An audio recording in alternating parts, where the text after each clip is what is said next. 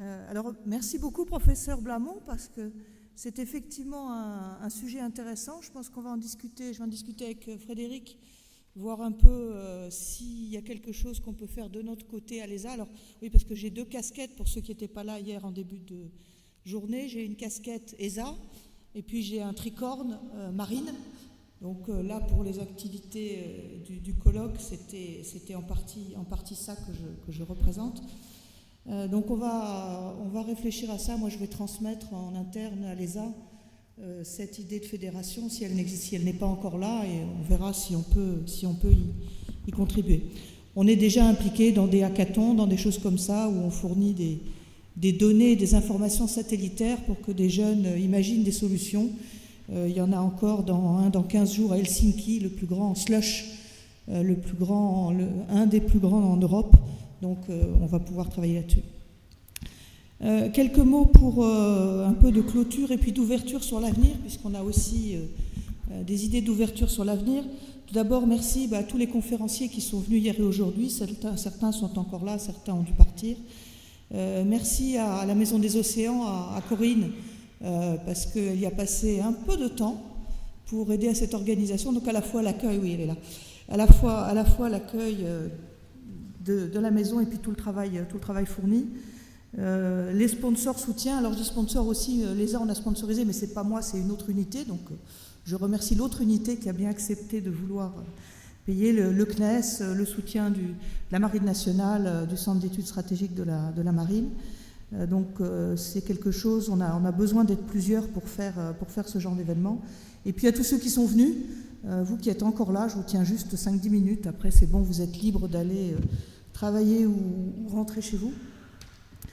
Le souhait était d'échanger et de débattre sur un certain nombre de problématiques qu'on a jugées importantes, qui permettent d'aider à la connaissance, à l'action, aux technologies. On le sait, ça a été dit, redit, le maritime est assez mal connu, encore en France, que malgré la taille de notre domaine maritime, qui correspond quand même à peu près à 20 fois la taille des terres émergées françaises. Donc un vrai domaine important. Le spatial est aussi mal connu, en fait, tout ce qu'il peut apporter. À part les astronautes, à part Rosetta et Philae, ça, vous n'avez pas pu y échapper. À part ça, beaucoup de choses sont inconnues. Donc on a un peu deux domaines qui ont besoin de se faire connaître, qui apportent chacun quelque chose. Le maritime est indispensable aujourd'hui aux échanges, à la vie, à l'économie, un certain nombre de choses. Le spatial est indispensable, que ce soit au support du maritime ou d'autres domaines.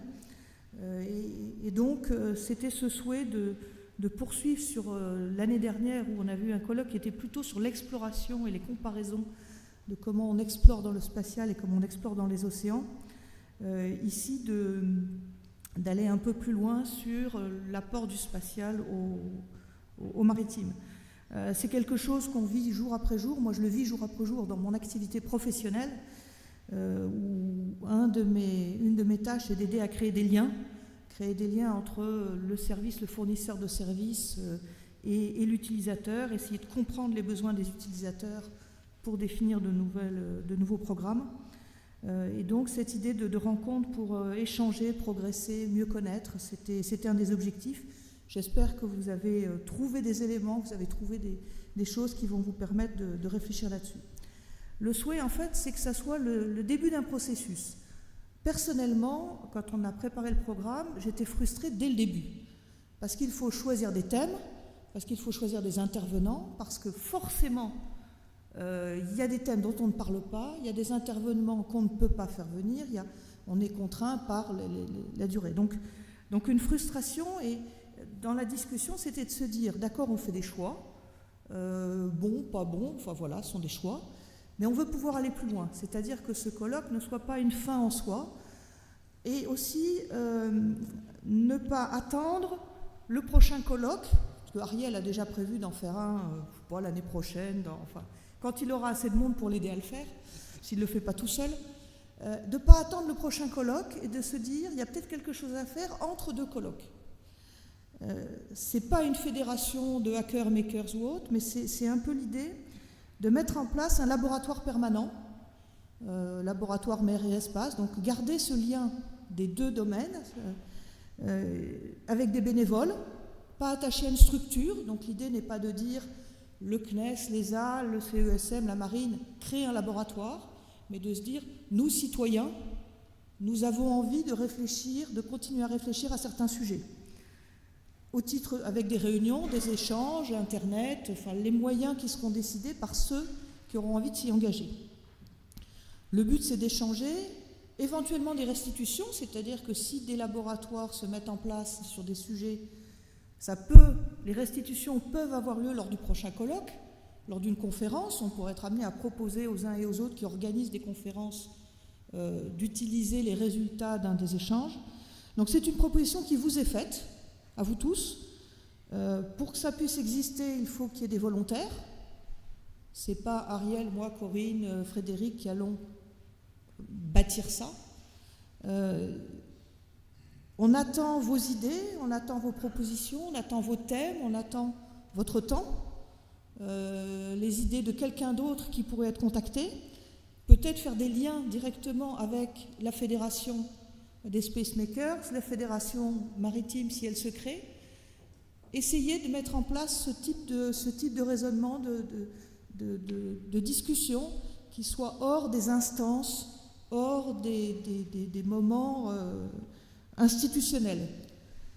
Donc n'hésitez pas à nous faire savoir si vous avez envie de faire quelque chose. S'il n'y a personne, il n'y aura personne, il n'y aura rien. Enfin, c'est pas, encore une fois, c'est un souhait qu'on a rencontré ou qu'on a ressenti nous-mêmes en organisant ce genre d'événement, de se dire il faut faire quelque chose. C'est un sujet qui est tellement riche, ce sont des questions qui sont tellement importantes. On a abordé encore une fois que quelques questions. L'autonomisation ce matin, on n'a pas eu le temps d'aborder en quoi le spatial va le permettre. On a parlé des petits drones, mais les idées de certains, c'est de faire des porte-conteneurs automatisés, autonomisés. Donc il y a énormément d'autres choses en route. Donc n'hésitez pas, maintenant, plus tard, par mail, tout ce que vous voulez, transmettez. Donc voilà l'idée qui est là. Et puis moi j'ai beaucoup apprécié les échanges, j'ai beaucoup apprécié les sujets traités. J'espère que vous aussi vous avez pu les apprécier. Et puis bon retour, bon week-end, bon travail selon ce que vous faites cet après-midi. Et puis à la prochaine fois. Merci.